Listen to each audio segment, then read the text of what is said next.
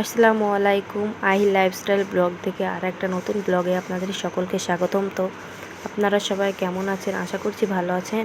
আপনাদের দোয়ায় আমিও ভালো আছি আলহামদুলিল্লাহ। তো প্রথমেই আমি কড়াই দিয়ে দিয়েছিলাম। কড়াইতে তেল দেওয়ার পরে তেলটা গরম হয়ে গেছে দেখতে পাচ্ছেন। তো গরম হওয়ার পরে আমি পেঁয়াজ কুচি দিয়ে দিচ্ছি। তো পেঁয়াজ কুচিগুলো দেওয়ার পরে আমি দিয়ে দেব 3টে তেজপাতা।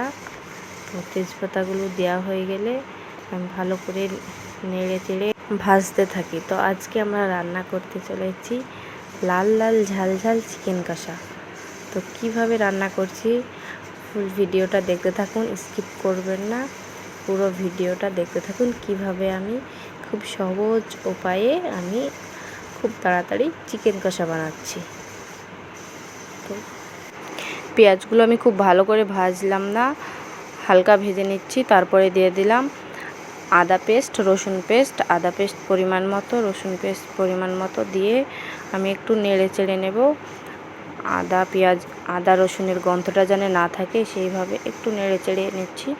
তারপরে দিয়ে দেব আমি পরিমাণ মতো জিরে গুঁড়ো, তারপর দিয়ে দিচ্ছি হলুদ গুঁড়ো পরিমাণ মতো। তো একটু নেড়ে নেব, নেড়ে নিয়ে তারপরে দিয়ে দেব লঙ্কা গুঁড়ো পরিমাণ মতো। যে যা ঝাল খাবেন সে অনুযায়ী দেবেন আপনারা। তারপরে একটু নেড়ে নিয়ে দেব আমি লবণটাও যে যা খাবেন তার পরিমাণ মতোই দেবেন। তো আমি লবণটা দেওয়ার পরে আর একটু নেড়ে নেব, নেড়ে একটু কষিয়ে নেব ভালোভাবে মশলাটা। তো আমার ভিডিও আপনাদের কেমন লাগে অবশ্যই কমেন্টে জানাবেন, আর পুরো ভিডিও দেখবেন, ভিডিওটা স্কিপ করবেন না, তাহলে বুঝতে পারবেন না আমি কিভাবে চিকেন কষা বানাই। তো এরপর চিকেনগুলো দিয়ে দিলাম। তো চিকেনগুলো দেওয়ার পরে আমি ভালোভাবে নেড়ে চেড়ে নেব।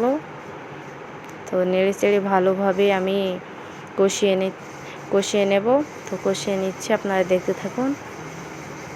আমার ভিডিওগুলো ভালো লাগলে লাইক কমেন্ট শেয়ার করবেন, আর আমার চ্যানেলটাকে সাবস্ক্রাইব করতে ভুলবেন না। তো দেখতেই পাচ্ছেন চিকেনটার কত সুন্দর কালার চলে এসেছে।